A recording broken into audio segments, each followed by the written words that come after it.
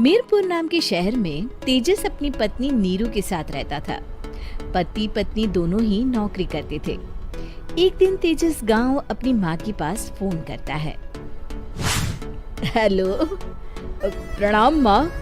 जीते रहो माँ, तुम दादी बनने वाली हो हैं? अरे वाह, ठीक है बेटा, मैं कल ही आती हूँ। जब माँ जी शहर पहुंची तो बेटे बहू ने बहुत अच्छे से स्वागत किया। लीजिए माँ जी, चाय। अरे गर्मा गर्म पकोड़े ले आओ माँ के लिए। नीरू रसोई में गई और 2 मिनट में ही पकोड़े ले आई। जी ये लीजिए। बहू, जादू से बनाए हैं क्या? अभी तो रसोई में गई थी। यम्मी। माँ जी, शीला रसोई में पकोड़े तल रही है, मैं बस लेकर आई। हे भगवान, मेरा धर्म भ्रष्ट कर दिया तूने। अब तो गंगा जल से शुद्धिकरण करना होगा। दूसरे दिन, माँ जी मैंने नाश्ता बना दिया है, ऑफिस जा रही हूँ। पर अभी तो घर का सारा काम पड़ा है। शीला आती ही होगी, झाड़ू पोछा बर्तन कपड़े वो सब कर लेगी। हमारे जमाने में घर का सारा काम हम ही करते थे। जी माँ जी, आप बहुत होशियार हैं, मैं घर ऑफिस दोनों नहीं संभाल पाती। तो जरूरत क्या है घर से बाहर जाकर चाकरी करने की? वैसे भी घर का काम खुद करने से घर में बरकत आती है, समझी? पर माँ जी। पर वर कुछ नहीं, इस महीने की पगार मिले फिर ऑफिस बंद। हाँ। रात को नीरू तेजस से कहती है, सुनिए जी, माँ जी बोल रही थी कि मैं नौकरी छोड़ दूं। वैसे ठीक ही तो है, अभी तुम्हें आराम की जरूरत है। फिर भी आराम कहाँ, शीला को छुड़ाने के लिए बोल रही थी। तो अब 24 घंटे में इतना काम तो कर ही सकती हो। पर जॉब पसंद है मुझे, घर पर मन नहीं लगेगा।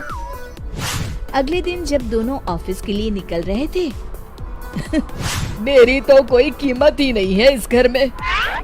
माँ जी, आजकल महंगाई बहुत है, रहन सहन भी बदल गया है, दोनों नौकरी करते हैं तभी ठीक रहता है। अच्छा, तू कहना क्या चाहती है? मेरा बेटा तुझे बिठा के खिला नहीं सकता? तू ही इस घर का खर्च चला रही है, हैं? नहीं माँ जी, मेरा वो मतलब नहीं था। मतलब खूब समझती हूँ, ये बाल धूप में सफेद नहीं किए मैंने। हाँ। अब तो ये रोज का काम हो गया था। तेजस भी रोज की झिकझिक से परेशान हो गया था। एक दिन उसने कहा, नीरू, वैसे भी तुम्हें मैटरनिटी लीव मिलने वाली है, तो अभी से ही छुट्टी ले लो।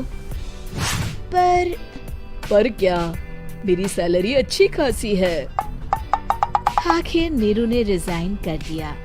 जब बच्चा हुआ तो घर में सब बहुत खुश हुए। कुछ दिनों बाद तेजस फाइल देख रहा था। क्या हुआ तेजस, कुछ परेशान लग रहे हो? अब हाँ, वो हमारी जितनी सेविंग्स थी वो तो हॉस्पिटल में और छठी के फंक्शन में खत्म हो गई है नीरू। और अभी वैसे मंदी चल रही है तो मैं बोल रही थी कल मुन्ना को हेपेटाइटिस का टीका लगवाना है। नीरू, क्या पोस्टपोन नहीं कर सकते?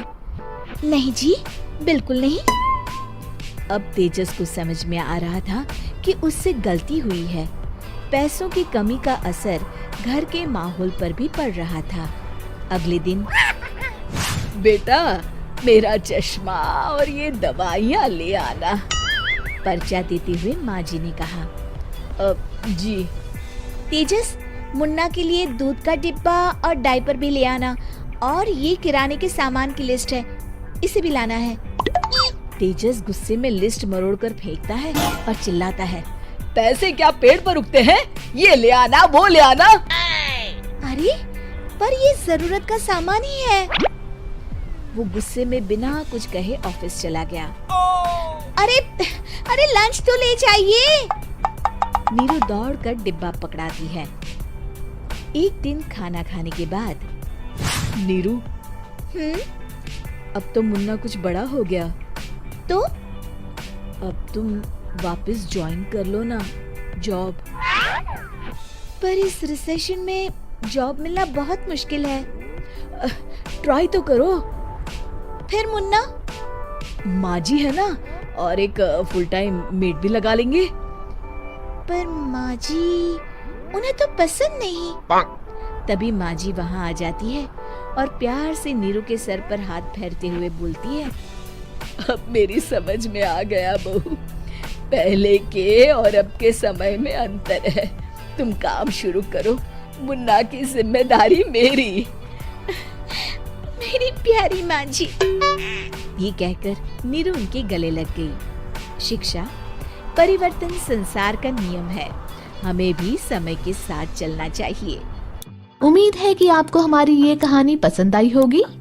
कृपया हमारे चैनल को सब्सक्राइब करें और सभी अपडेट्स के लिए बेल आइकन जरूर क्लिक करें। और हाँ, वीडियो लाइक और शेयर करना मत भूलिएगा। Bye bye.